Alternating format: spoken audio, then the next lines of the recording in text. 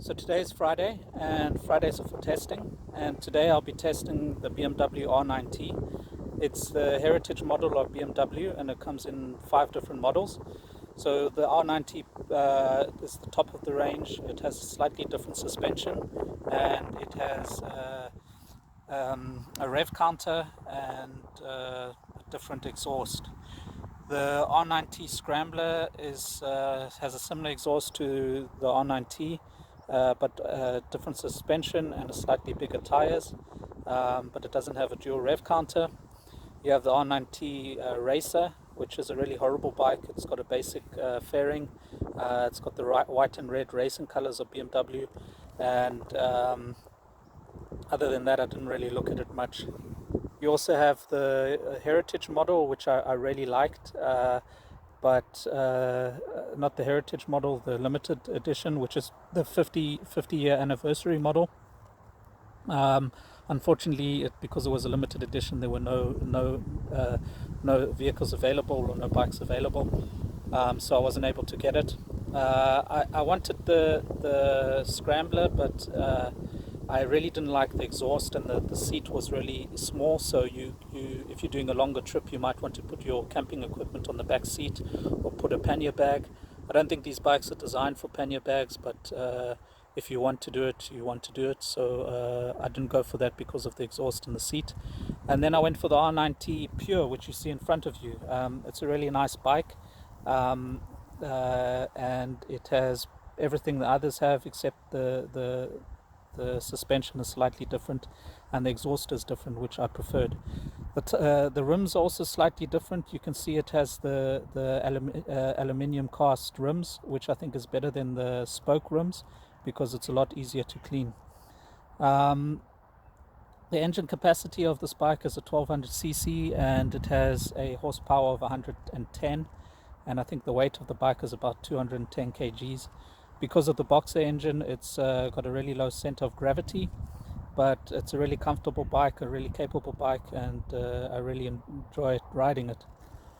I've been living in Germany for about 6 years, and I haven't really needed any transportation other than the public transportation and my bicycle.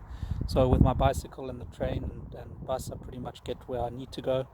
But I really miss having a bike. In South Africa, I had the Yamaha Tenere 650. It's a great bike, but a totally different kind of riding style. The roads in South Africa are totally different to Germany. The people don't adhere to rules, and you have to dodge potholes and runaway taxi drivers. Where in Germany, the infrastructure is a lot better, and the people are more adherent to the rules, and they take care about the environment and the people around them. So you don't need to worry about those things. Obviously, on a bike, you always need to consider the other riders, but you less so in Germany. Germany is also about a third the size of South Africa, so to get to different cities or towns, it's you don't have to travel such long distances. I think within an hour's drive, I can get to a number of major metropolitan areas.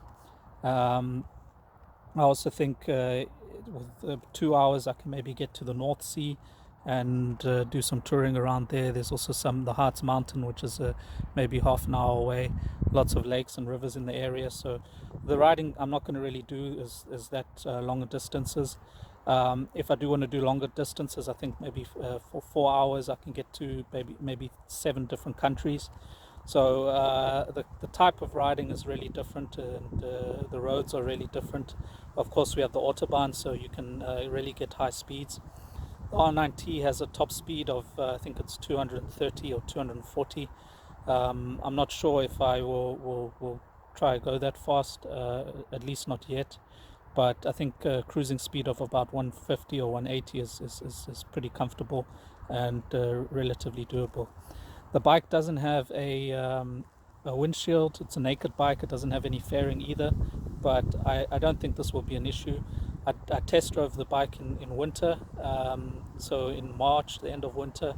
I can't remember the temperature, but it was minus. There was some snow and a little bit of ice, but I had no issue with without having a windshield. I did order optional extras as a chrome exhaust and also a heated grips. Obviously, in the winter season, this is going to make a big difference.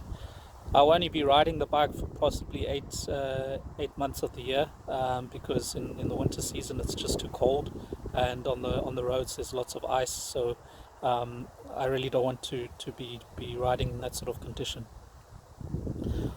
I started thinking about buying a bike in January, but it took me about 3 months to figure out which bike I wanted. I looked at a number of different models, and eventually decided on the RnineT. As I said, I did the test drive in March and signed the papers it's around the middle of March. I was meant to take ownership in April. I didn't want to take ownership before because of the cold weather, and I thought in April it would be slightly different, slightly warmer. But then the coronavirus hit us, and there were some delays, so I only took ownership of the bike in May. So now we're on the 15th of May, and I have my new bike, and I'm really excited and looking forward to exploring and having new adventures with her. But as usual, the true test is going to be in the ride, and let's give it a go.